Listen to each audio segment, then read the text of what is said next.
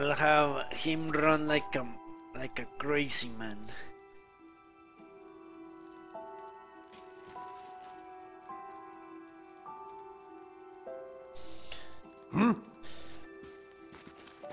Alright. Alright. Simo crosses his arms or his scarred chest. Something else? Here is the potion you asked for. He looks from the vial in your hand back to you.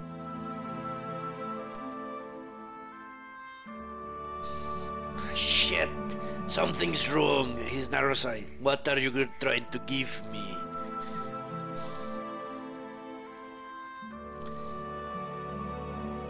Okay, fuck it. He's going to murder my ass. This is the essence potion you asked for. Thank for Widra if you doubt it. He reaches out with a hand gnarled by age and battle. He clutches the vial close to one faded blue eye. Really? I actually convinced him. Great. To my tribe's salvation. He drains the vial in one long gulp. He swallows, and after spluttering for several seconds, he glares at you. His breath sounds ragged and wet. You poisoned me! He begins to raise his hand to the warriors in the other room. I didn't, I swear. Ah, fuck, they're going to attack. He rushes at you with an angry... That wasn't to be expected, honestly. Fuck. Hmm? Hey. Hmm?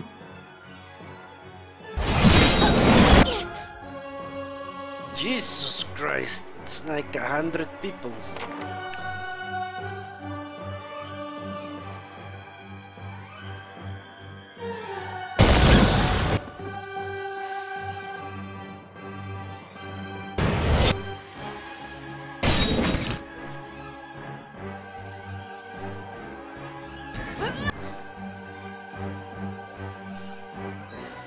Okay, I need to withdraw. Withdraw. Is this withdraw? No, I know I have withdraw. Alright. Withdraw yourself from battle, my friend. We shall have to hold the line here. Fuck.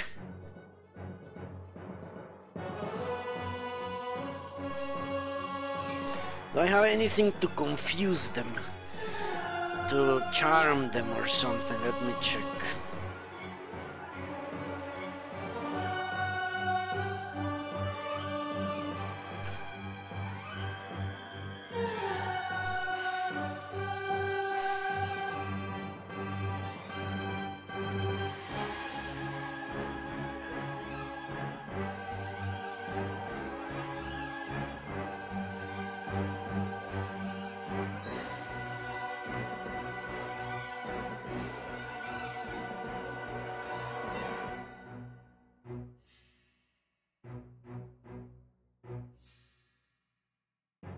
Reducing the speed of all enemies, okay.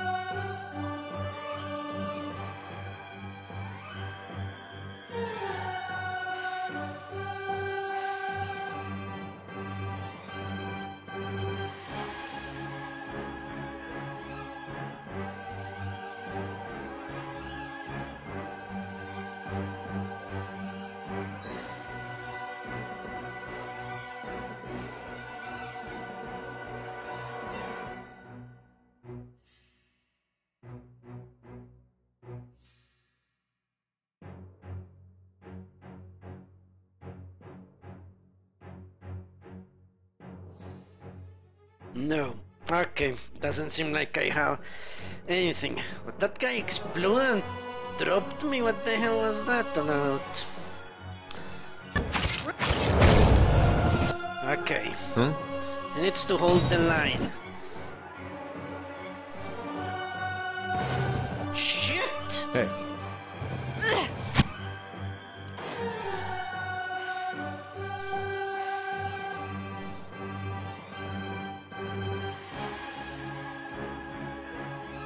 Yeah, holding. How the hell did they get past me? That's ridiculous.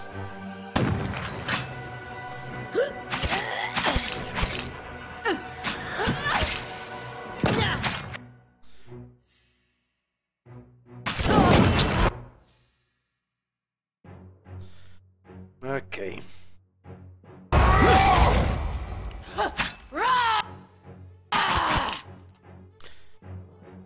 Just need to make sure he doesn't go down. But not doing enough. Yes?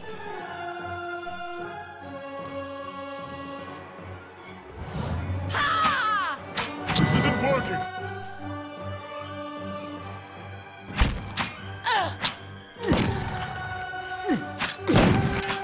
Alright. Hey.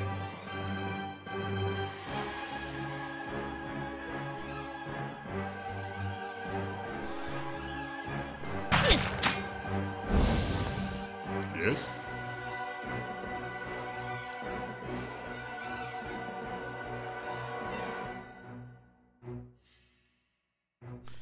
You know what?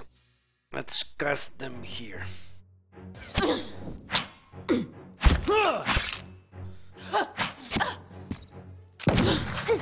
Stand! Alright. Everyone shoot this bastard. Still! Wave thou Philogeny.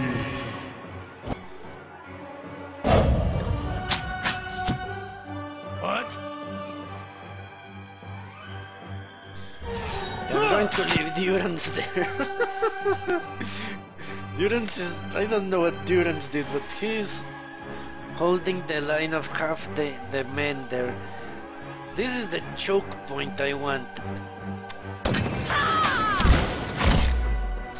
Alright. Durance is doing fine. I'm not going to touch him. He obviously bugged half the room.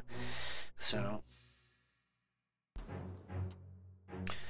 he is okay in my books.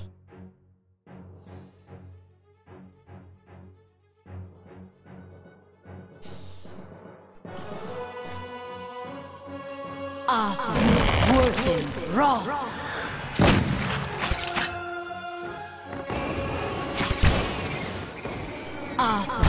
Jesus Christ, what the hell is that? Hobbled. Alright. Working raw. Everything seems to be going well.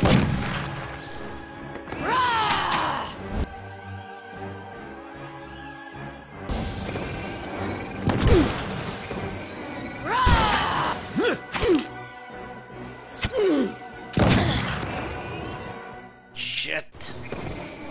Nothing hurts my ass. Those stealth gears.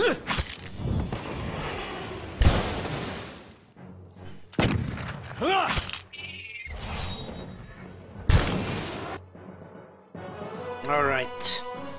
Think I should against this. It's on great health.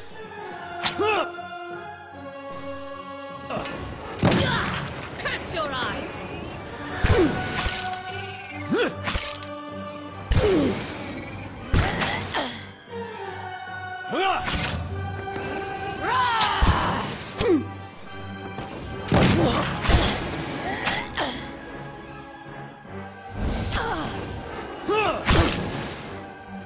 Alright. Hey. Now I need to think what I'm going to...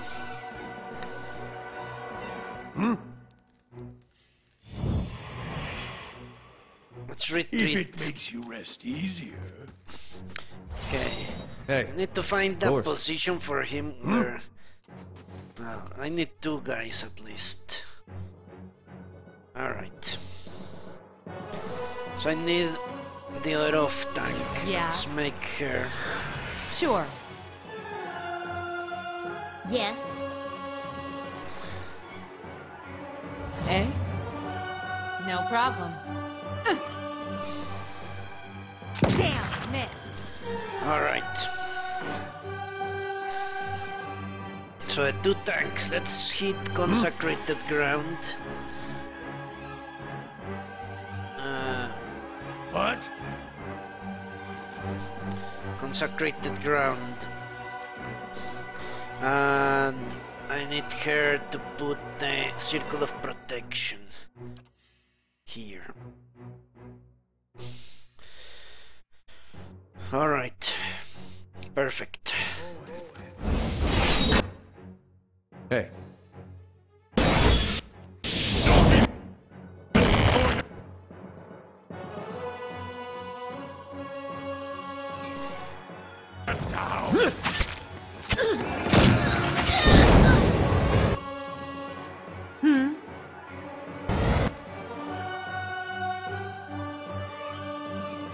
Eh? Holy shit!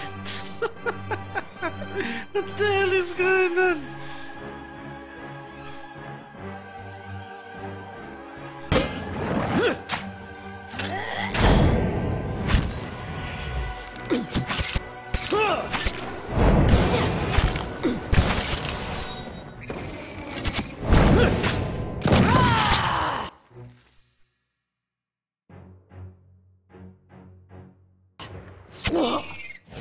Not even slow enough.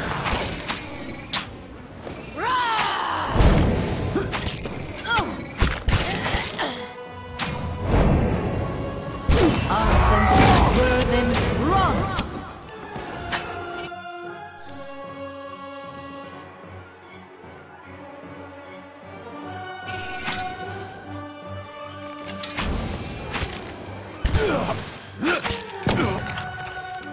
Okay.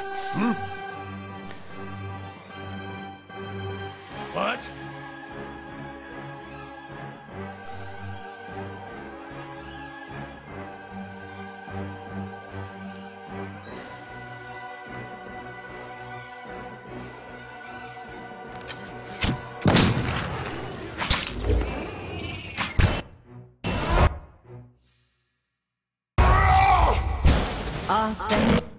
Well, were them wrong.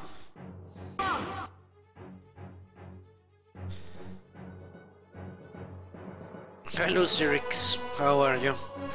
Did you get my PM?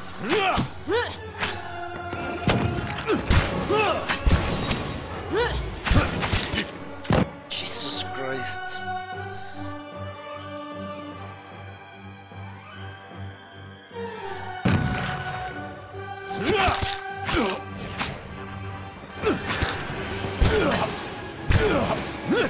Shit. Hey.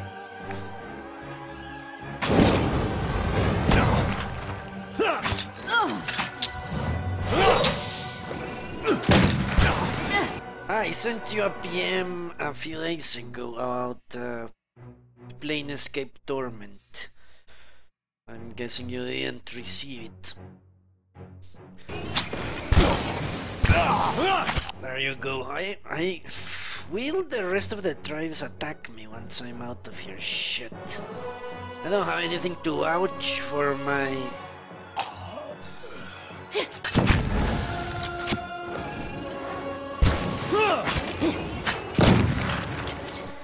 Ah, Twitch didn't tell you. Alright.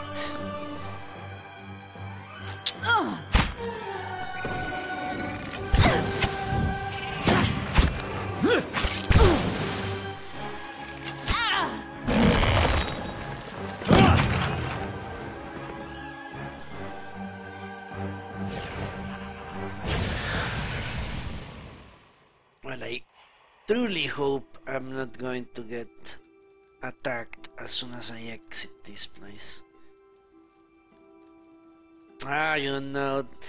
Yeah, it's because if I don't use the widescreen mod, then Light, flame, and sound. then the We'll game keep to ourselves. has the resolution of the 1996 40 by some bullshit. Looks like a little square in the middle of the screen.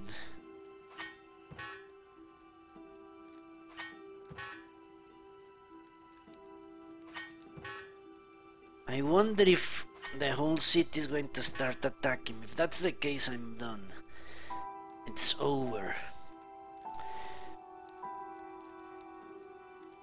You say Neverwinter Nights 2, alright. Yeah, I was asking you what other game of the collection you would end.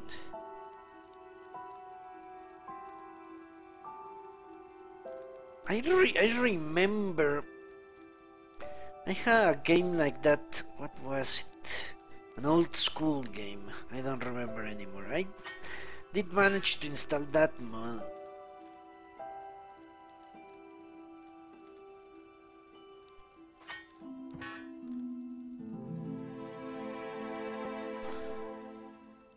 Alright, then after I'm finished with this game, I'll do Neverwinter Nights 2, if that's what you wish. I was contemplating doing Fallout 1 and 2, and then Fallout 3. I don't know if that appeals to you. Ooh! Thy Cliff. Let's take that one.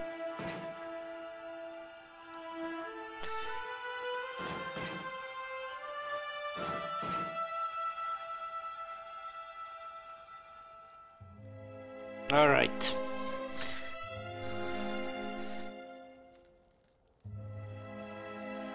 You're not interested in 3. Well, it depending on how long it takes me, I'll tackle. Then I'll see if Fallout 1 and 2 I can play in widescreen. I'm not sure if those had native resolutions. Or maybe the mods will work for those two games. Who knows?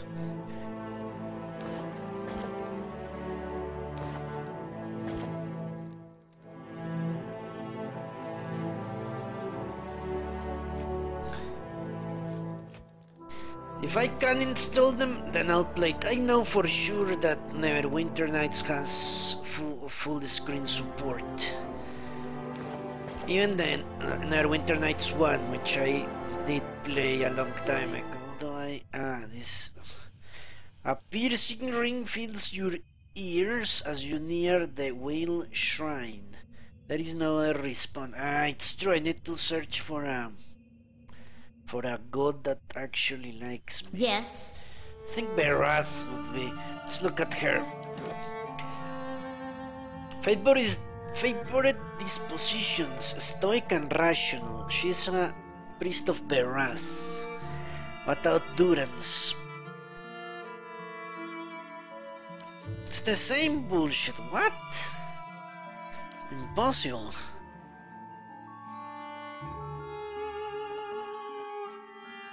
Okay, let's go to the bestiary or encyclopedia. Deities, there you go.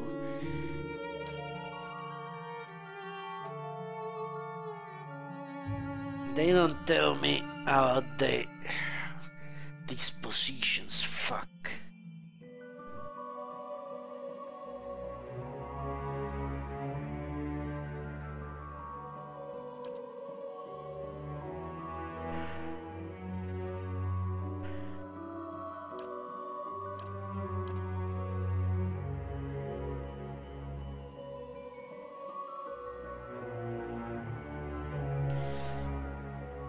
I don't know. How to...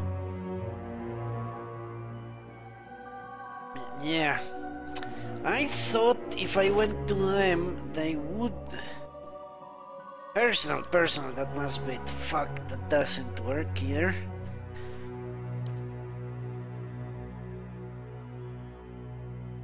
stoic and rational. I'm sure Magran is not it, because I've heard Los rant out clever and aggressive all the time. I'm pretty sure that's Berath. Fuck.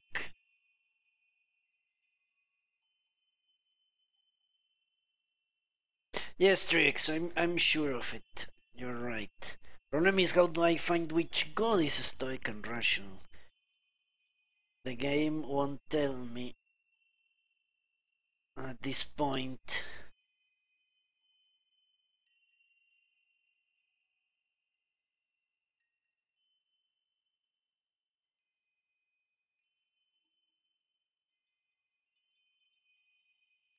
There is no way I can find out with whale, so it neither Magran nor whale. Must be Verath. I'm sure I made her be a Verath priest because I thought Verath aligned with those.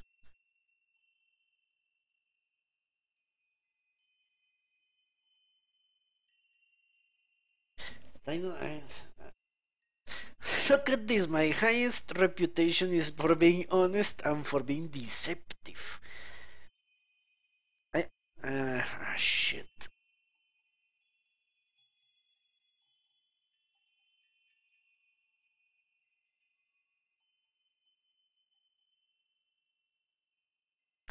Berath, Eothas, Whale and Magrin.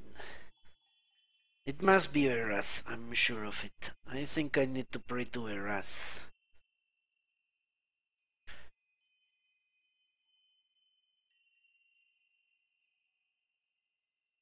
Alright, let's search the thing of Berath. Ah!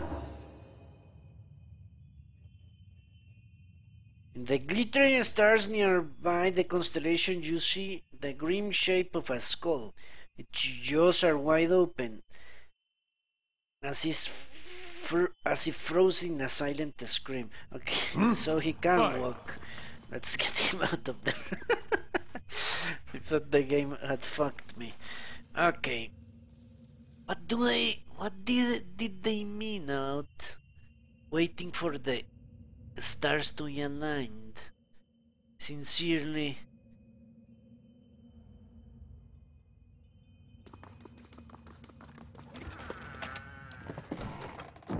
Fuck. Maybe I have a book that will answer this question for me. Can attack. Okay. Let's try to find a book that will answer this question. There must be something I can do to get out of this problem.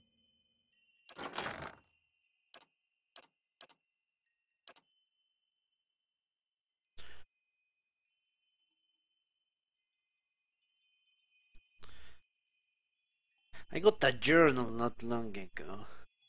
Jonas's. The many faces of Berath, let's see.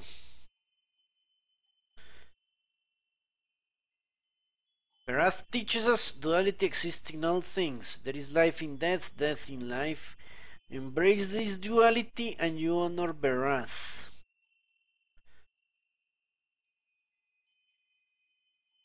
Life and death, death in life.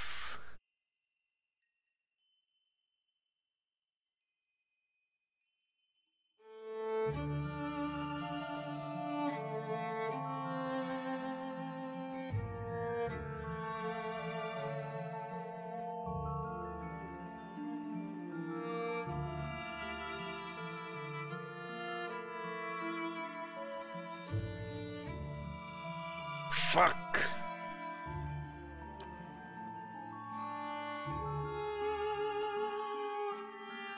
That doesn't answer shit.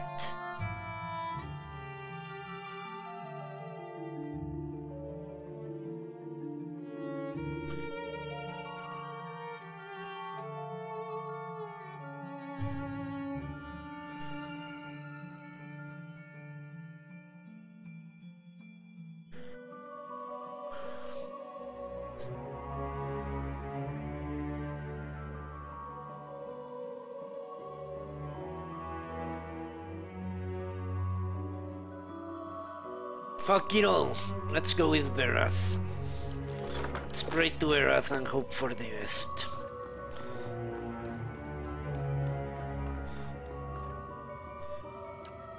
You kneel before the shrine and prepare to recite the ritual words. What? Okay, obviously number 2 is Berath's.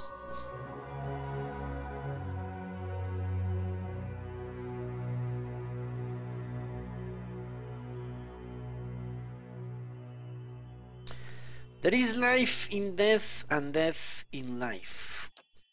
There is a rippling shift in the air around you, as if some unfelt wind has changed, bringing unexpected warmth. You feel the peculiar weight of an unseen presence, an eyes upon you. You kneel to pray to Erath, and while your eyes are closed, you see a road that seems to stretch on forever. The stars wheel overhead in a clockwork rotation of constellations, disappearing over the horizon, to your left only to rise to your right. You try to make out the details on either side of the road, but your eyes can't seem to focus. One moment you think you see a meadow blanketed with a mist, and another a sheer canyon walls. For just an instant, you even see waves lapping at the edges of the road. Were you to step into the shifting landscape, you feel certain you would only end back up on the road.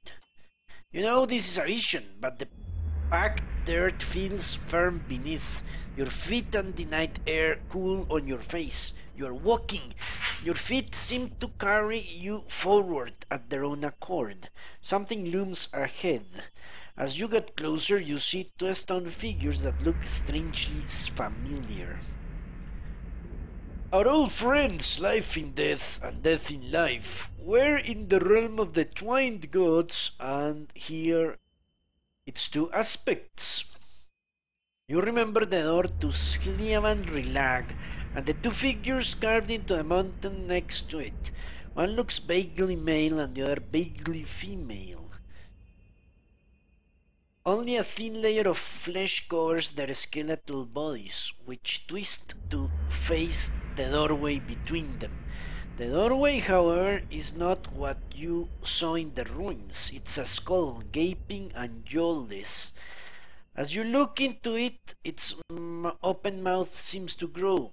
The two arms of the stone sculptures are swept towards the mouth, inviting you in. Let's enter, because what else can I do? The road continues through the maw to another shifting landscape surrounded by stars. As you pass through it, you see an identical doorway in the distance. A dwarven man stands near it, unmoving. You turn and look behind you, only to see the skull gate you just passed facing you. An elven woman waits in the road. Like the dwarf, she stands still.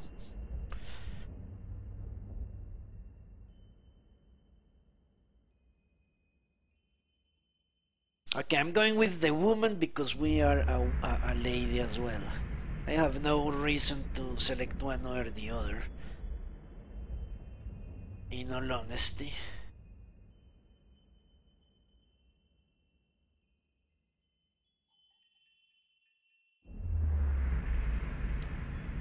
You start toward her. There is something unnatural about the way she stands.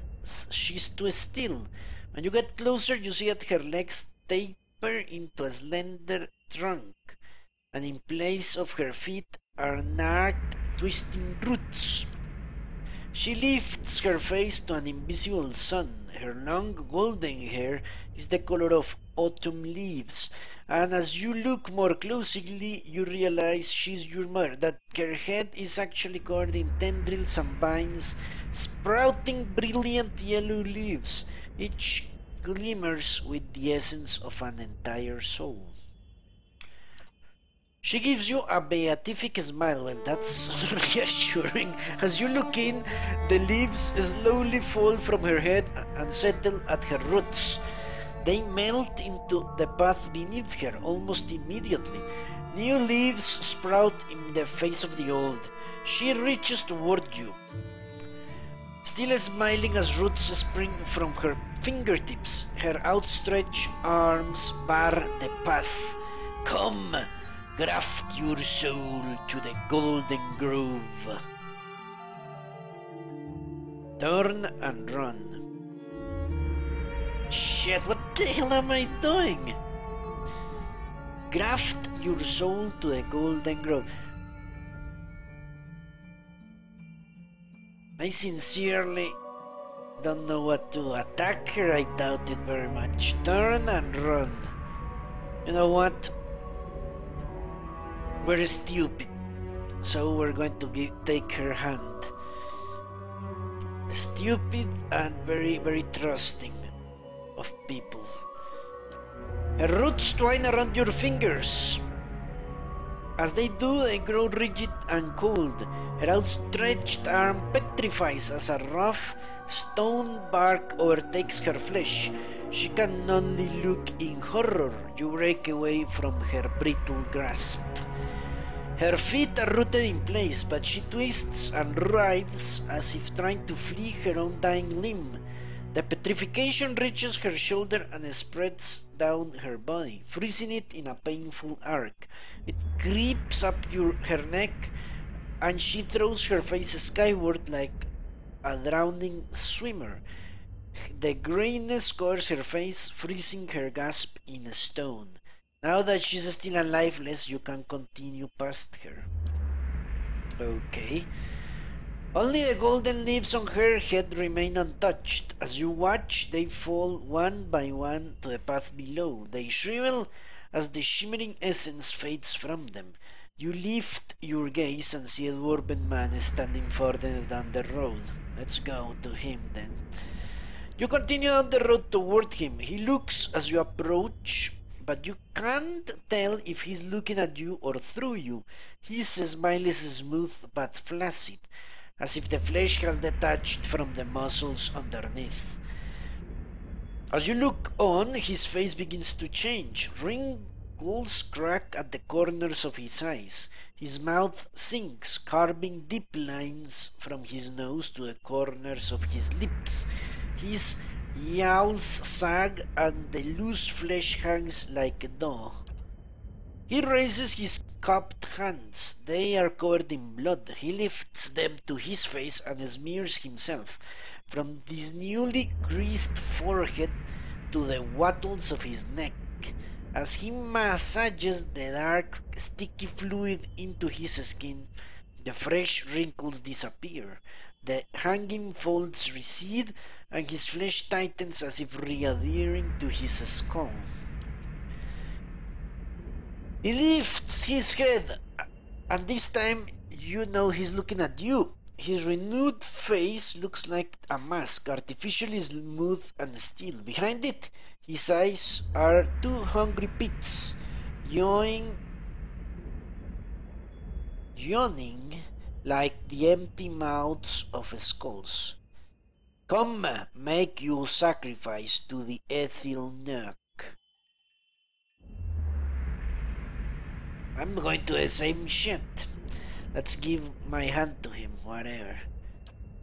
You grab his hand, but his skin gives too easily under your grip. As you try to pull away, you hear a noise like dried canvas tearing. His skin splits, following a long seam that begins at his arm and stretches the length of his body. Blood gushes forth in such quantities that you can't imagine there was ever anything else in him.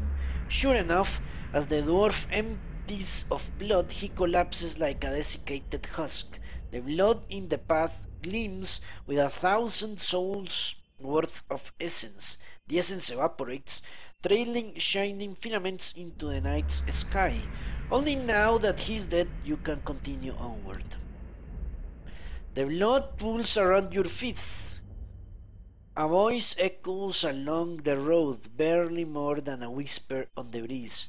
Return them to the wheel. You look up and see the skull gate ahead of you. The candles of Fair Euron wink through the open mouth. Well, that worked out. A servant of death. Let's look at that.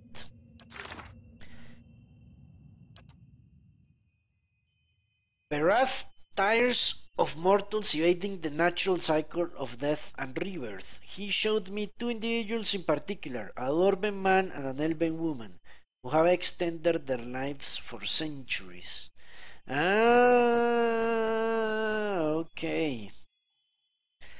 So I need to kill the two priests. Amazing. Berath, the god of death and rebirth, showed me a vision of an elven woman and a dwarven man stopped on a road. My touch slew them, and only then was I able to continue along the path. I think this is the god's way of telling me that these two individuals have cheated death for too long, and in their lives would no doubt please Berath. The dwarf in the vision has an eerily ageless face, and he seemed to renew himself with the blood of others. He said something about the Ethil Nook, and I learned who or what this is. He will no doubt be nearby. Of course, it's the priest. The elven woman was strangely tree-like in the vision. She mentioned a place called the Golden Grove. Yeah. But that's an interesting twist. Alright, let's do what the god commands. If there is anyone that can tell me to whatever they wish is a god, descend from his mighty pantheon and tell me himself. Shit. Forget it. Berath believes that you die. Die! Since when do the gods send mortals to collect? You don't exactly look like the Pallid Knight. This is the trouble with deities. They meddle in a world that they don't even inhabit. I hope they promised you something better for your next life. Ah, fuck. Lawful, I knew it. Shit. This is going to be horrendous. What is it?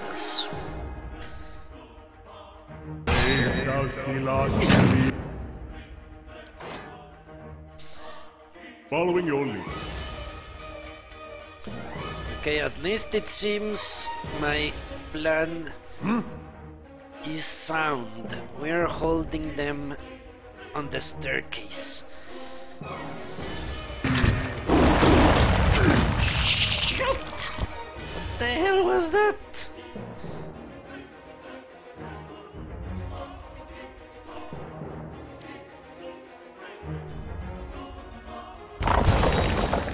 Lawful, beyond. Ooh, what?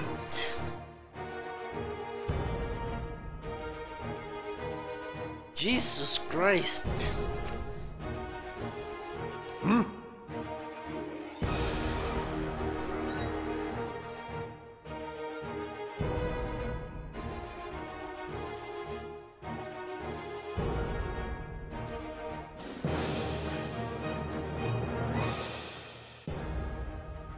Hello, Monty Blanc. I know I can revive people.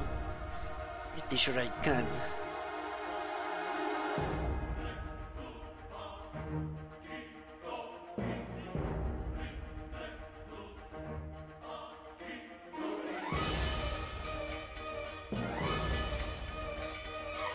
Holy fuck.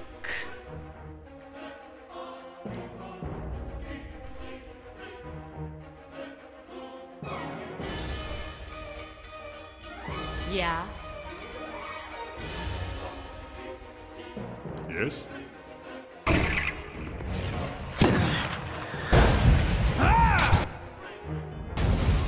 What? It failed? This guy doesn't have a shield. No wonder Yeah. they're getting massacred. Okay, why did it fail? Did he cast it? No, he's trying to cast it. Okay. Cast it, you fucking asshole.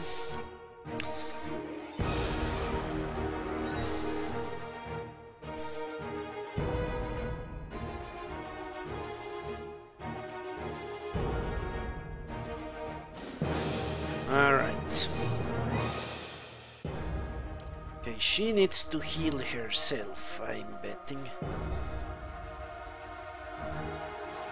Stand still! Off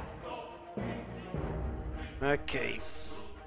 Think I need to conjure right now on your word. this dude. And if he's not the best bet, I need someone to attack this asshole. Why is that not working? He's refusing to cast Revive the Fallen.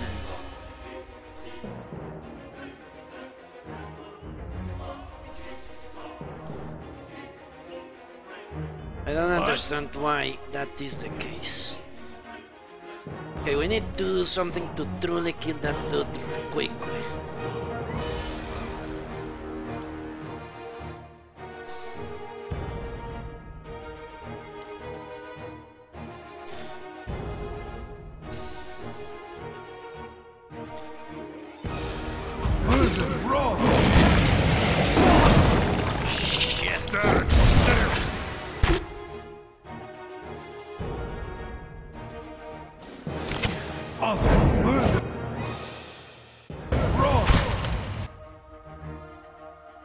Jesus Christ.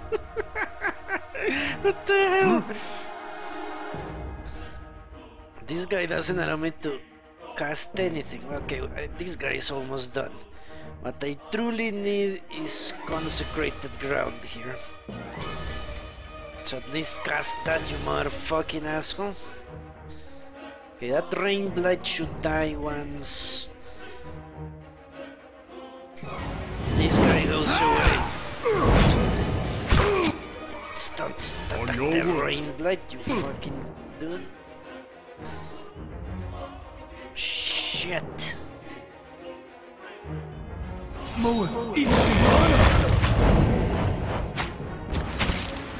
Okay, there we go. Holy shit.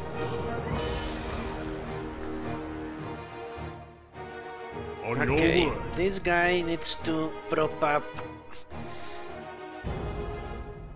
What? Let's wait until he Don't even slow it down.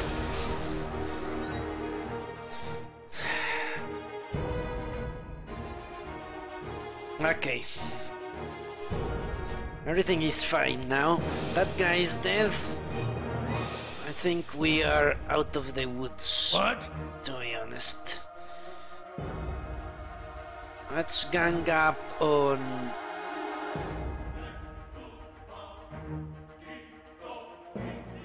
the earth blight. Nah, not really. Let's gang up on this. On the chanters, why not? Seems like a good idea. On your word.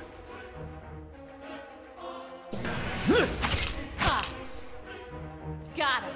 Don't even slow it down.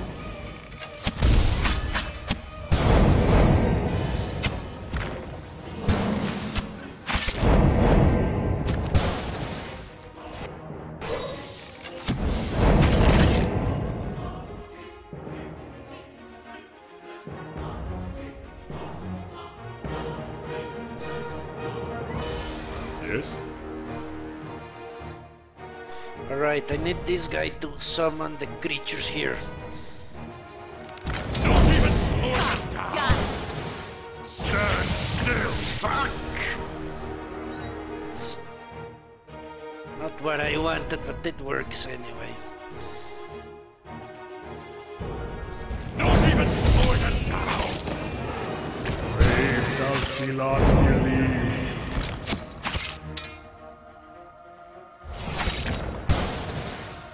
Stand still.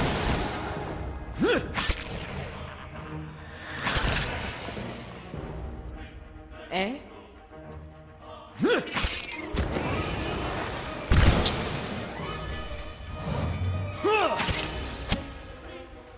Alright. Now the flame blight.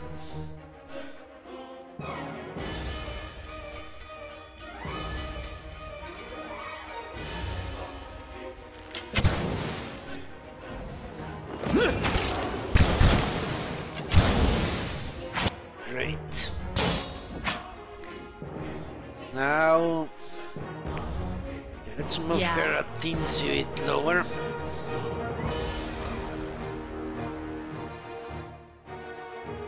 The rain blight.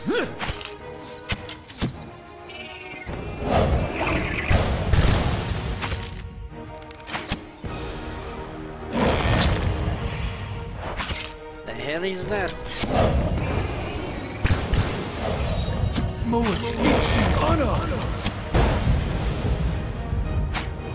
Shit, more dudes are showing up. Okay.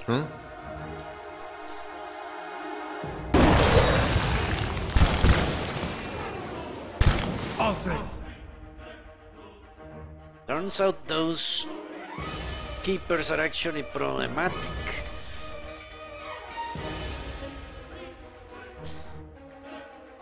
Let's kill this keeper then.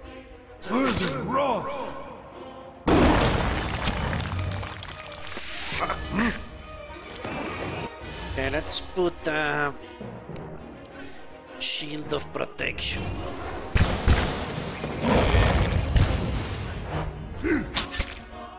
What? And drop another consecrated ground.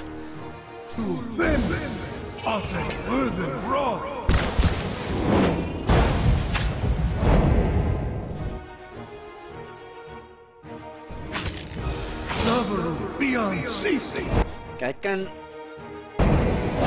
move these things down, I'm sure. Let's move them. Need them more down there than here. I need to run interference, because things are getting out of hand. Eh?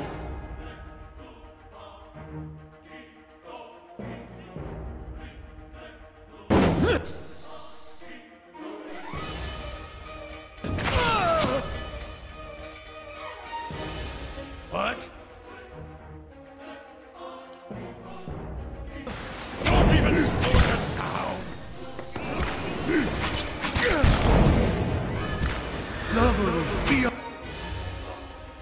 Eh? Don't even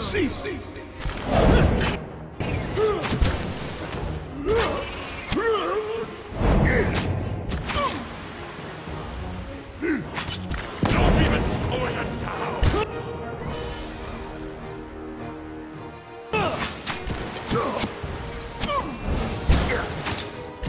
Bigger shares for the rest of us. Following your lead. Rock 10! Are you fucking shitting me?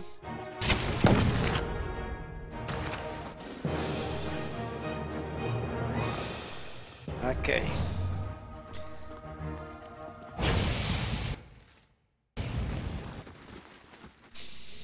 Let's wait. Holy fuck. That was not an easy fight, was it? That guy insta-killed her or insta whatever her. Hey, Brought her down, cast her down, whatever you want to call it. Skull constellation that which marks its dedication to Berath.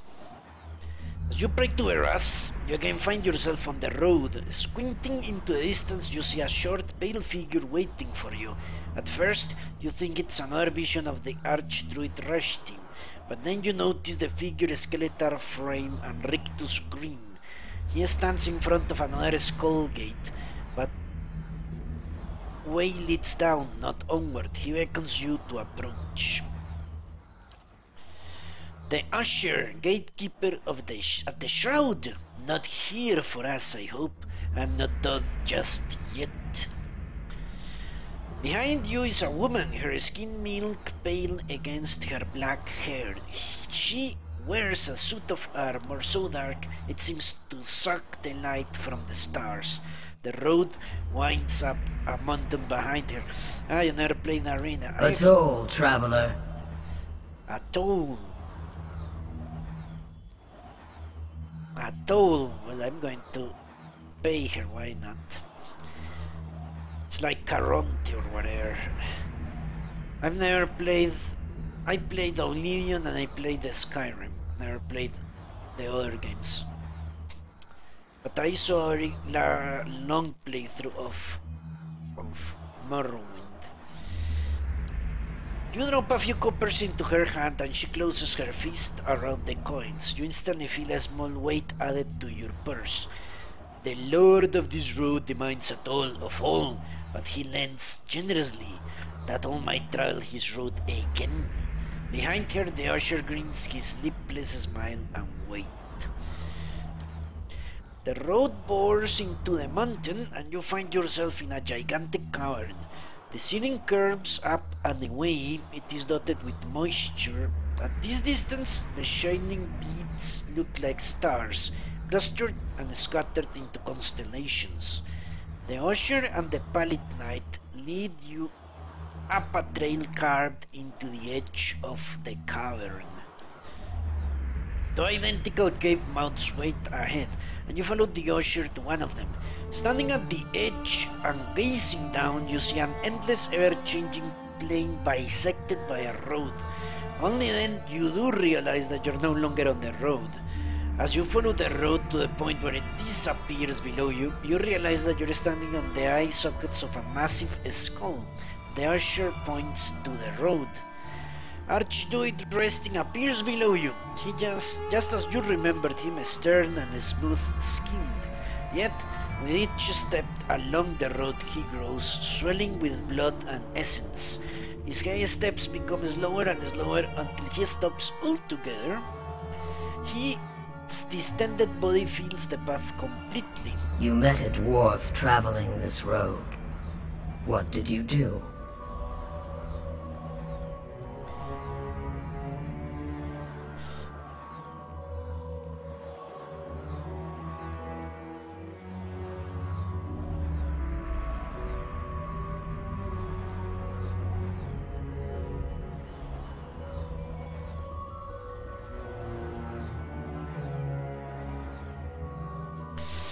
Okay, this is a tough one.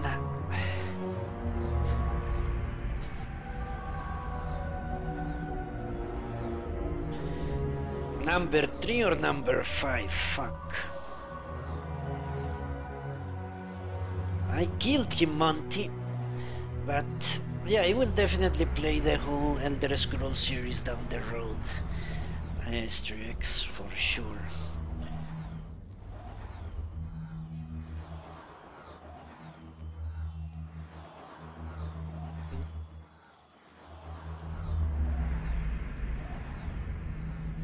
I don't know.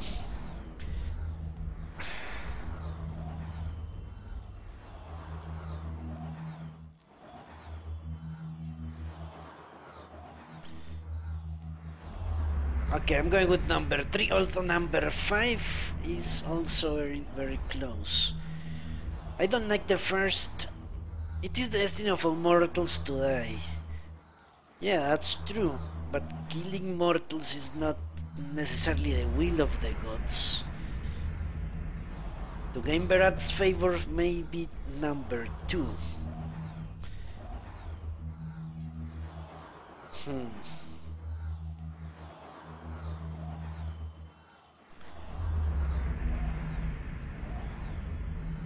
The problem, Strix, is that my character is stupid to some degree.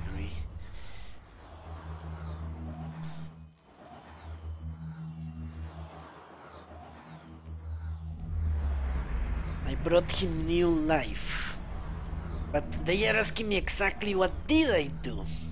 Why did I kill him? I only killed him because the god told me to kill him. I am not doing, or what I did not do out of respect of the beliefs of Berath, but out of respect for his authority as a god. If a god tells me go and murder 10,000 people because they are gods, I must do what they ask. They are the highest authority in the world. Therefore I must do what they want. But why did I do it? Not because I believe in their creed, but because they are gods and they ask me to do things. Do you all see my problem with number 2? My problem with number 3 is that I didn't know he killed others to live forever. That's something that he never admitted to.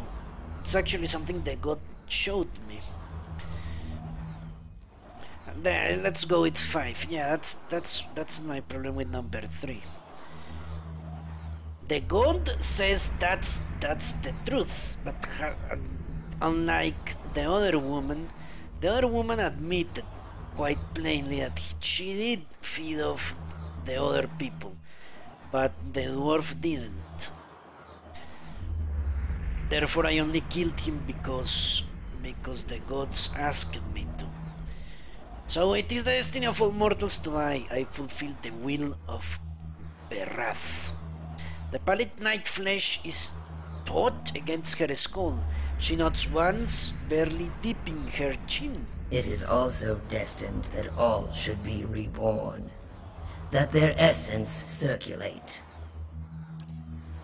As Restrine's solemn body ruptures, the effect is like a lamp bursting. Ghostly figures and as hazy and indistinct as wisps of smoke continue along the cleared path. Some tumble and rush while others amble and drift, but all continue forward. The usher directs your attention to another figure moving down the path. This time you see High Owate Erona. As she follows the road, her movements become slow and erratic. Her legs creak with each step and her feet grow long, thick roots that burrow into the ground. She finally stops, rooted in place. You found a tree that had lived for centuries. Its roots were deep, and its boughs sheltered many. Why did you cut it down?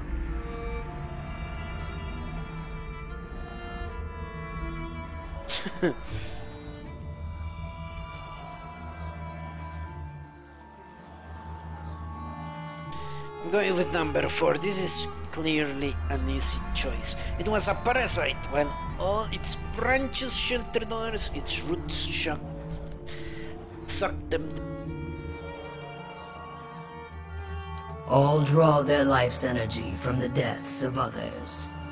This is why all must remain part of the cycle of death and rebirth. No creature may be a closed loop unto itself. Erona's body petrifies below, and the shimmering leaves of her hair blow down the path. You seek another who has lived his lives on the brink of the cycle. He sits on the inside of the wheel, observing its revolutions. With each life, he's plucked from the stream and returned to it intact. Why do you hunt Theus?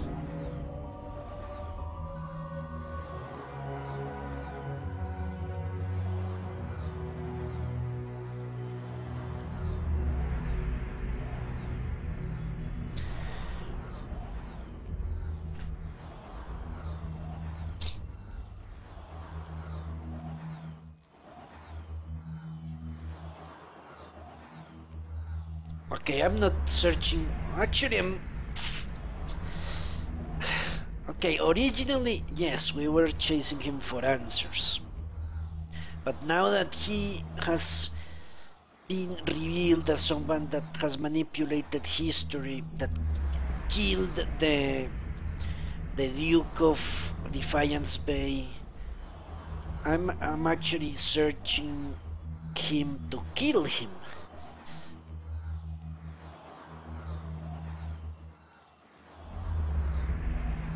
But I'm not doing it out of revenge. I don't like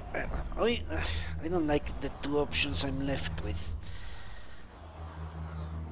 Okay, it could be construed as revenge, but not because of my suffering, but because of what he has done to the world.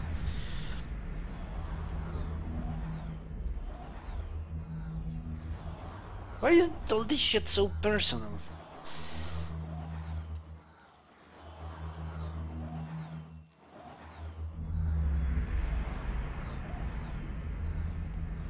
Okay, I'm going with number 3. I don't like it, but I seek a resolution. In confronting him, I'll put an end to the pain he's caused me now. Fuck. I don't like that. Number 2, revenge. I will make him pay for his crimes. Let's make it that. Would you end his life and send him to another?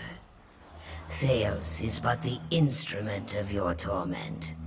His cycle has been guided by another for millennia. Okay. Theos serves Boudica. She deserves an escape from her own cycle. Power without decline. Theos has removed thousands of souls from the cycle so that their essence might empower her. You must stop him, and you must return them to the cycle.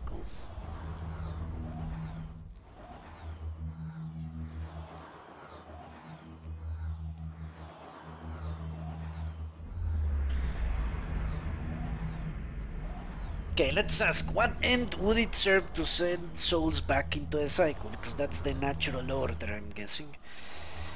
Attending to the souls is a question of stability, Watcher, of maintaining the natural order of the world and the ebb and flow of its essence.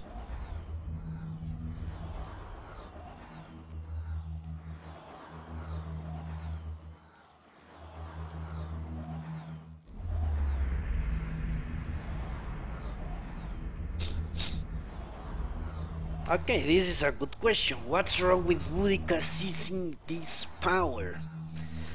The cycle of Kith is a thing of balance. Likewise, it is the cycle of gods. We rise and fall in favor of mortals, only to fall and rise again. But Boudica seeks the power to place herself outside this cycle. She would root herself and grow to the detriment of others. The usher silently gestures to a road where a broken tree and a husk of flesh are still visible.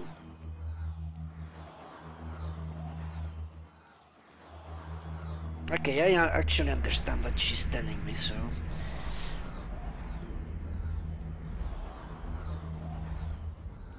The usher gestures to a road and the star expands beyond while the pallid night speaks. I only show you the motion of the universe, Watcher. Let's ask this, why does Boudica even need Theos' help? And why do you need mine for that matter? The gods guide souls through the cycle of death and rebirth, but Eora is the domain of mortals.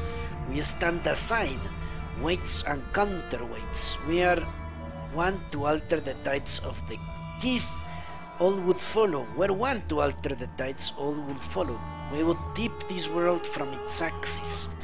That is why Boudica directs a mortal to do her bidding, and why any who will stop Theos must be mortal as well.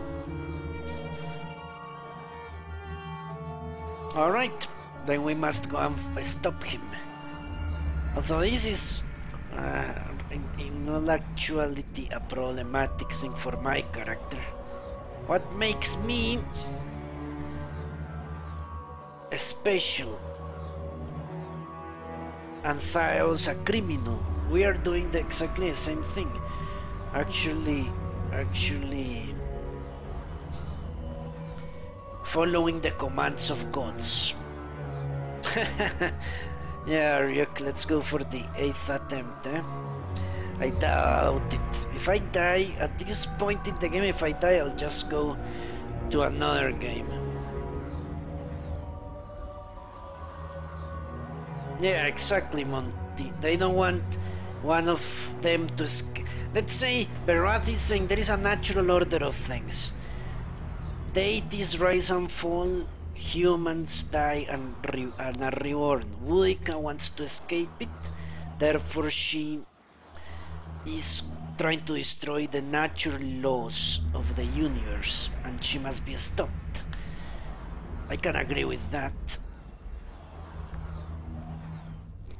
The problem is why is what the god Berath espouses better than what the god Boudica does? They are gods. both of them, unless many gods agree with Verath, while only Woodica agrees with herself. Well, Ariok, I don't know. I've done the playthrough so far without much skill, and I'm still going strong. No mortal can survive the descent into the pit. But there are souls on the burial isle that are pledged to me. I will grant them to you, and they shall bear you down safely, as well as light the way beyond. A multitude appears at the other end of the road, raising their voices and kicking up dust as they make their way toward you. Return them to the cycle, Watcher. Promise that you will, and I shall give you power befitting a champion of death. The Pallid Knight raises a finger. Accept my favor, however, and I will demand this decision as you do. I collect for all mortals in time. I'm actually not doing Katnua, Ariok. No. I don't think I'll go to Katnua anymore. I dislike fighting in close quarters, and Katnua is all close quarters fighting.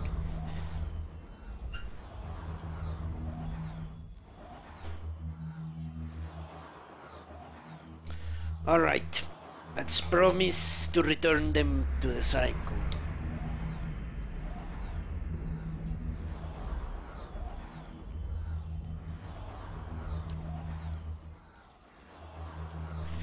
So it, Watcher, do not forget your promise. The usher reaches out and places a bony hand on your forehead.